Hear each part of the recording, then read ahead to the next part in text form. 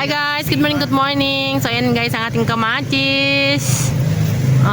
Zero chemicals here in Communal Garden at Barangay Dinahican.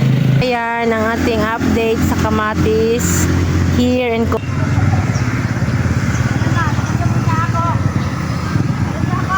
Opo! Ayan, duman ang ating beshi. So ayan na guys, hanggang sa mga kasalukuyan na ito ay hindi yan nakakatikim ng kahit na anong chemicals. Dahil yan ay may paupo ng organic material ng engine PC at ang ating spray na root and leaf fertilizer, ang ating organic microbial inoculant ay nakadilig dyan. So ayan, napakaganda at napaka-healthy ng ating mga kamatis sa lugar na itich. Ayan. Silip-silip sa mga ilalim-ilalim ng mga bunga na ay lahat ay may mga bit-bit. Ayan. Healthy ang ating kamatis. Ayan. Sana ang bawat isa magkaroon man lang ng 3 puno sa bawat sambahayan ay hindi na natin kailangan bumili ng kamatis sa palengke. Yan.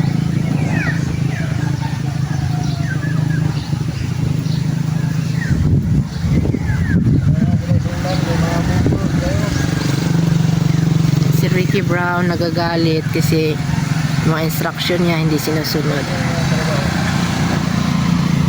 So, antabayan na natin guys sa mga pangyayari sa lugar na ito at kung ito ay mananalo dito sa ating entry,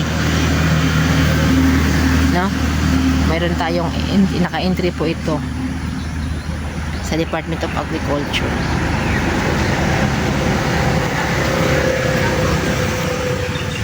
So that's it for now guys. Follow for more.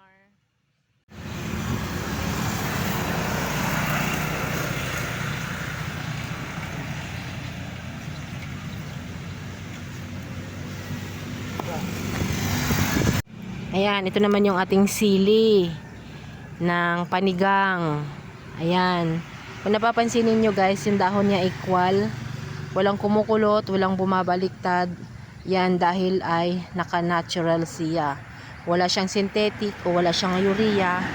Ang meron lang po sa kanya ay ang ating organic materials or ang ating garden soil na available sa engine PC at ang ating pinaka-maintenance na microbial inoculant at ang ating root and leaf fertilizer ng full harvest. So ayan guys, ang siling panigang napakabongga, no? At sa mga sandaling ito ay meron na siyang bit-bit na bunga. Ayan. At meron din siyang bisita na paru-paro na kung saan ay kapag ikaw ay naka-organic, yan ay mga normal at yan ay mga friendly na mga bisita sa mga ganitong klaseng halaman. Ayan. Kung may mga tuy-tuy na ating alagang sili na napakasarap at napakamahal sa palengke, no? Ayan.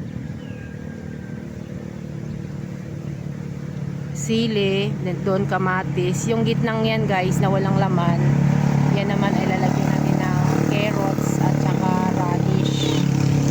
Yan, at saka pechay sa gawing iyan. Tapos, ito naman dalawang plat ay siling panigang. At ito naman ay lumalaban ang ating masarap na talong. Ayan. So, kahit siya mga ganyan ang kalagayan guys, ay siya ay natural, 100% organic, no? Makikita natin na marami nga siyang butas. Ayan. Ito naman ang puno niya, violet.